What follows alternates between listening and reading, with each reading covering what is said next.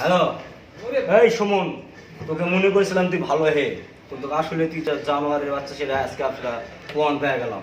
তুই বলিস যে ধর্ম যার যার উৎসব সবার, এই খানকি বলা তোর মাও তোর গুণ তাহলে কি, তাহলে সবার, হ্যাঁ একটা শরীরের বাচ্চা তুই জল কর্ম খানকির বাচ্চা, লটির বাচ্চা, তোর এত বড় সাহস তো কে দিয়েছে? জাতির কাছে তুই ক্ষমা চাবি, নাহলে তোর একটা চোখ দেখ তো মায়ের একটা চোখ তুল করে গেলাম। বাঙ্গির বাচ্চা, কুয়ারের বাচ্চা, তোর সাহস কত বড়? জাতির কাছে সবার কাছে ক্ষমা চাবি?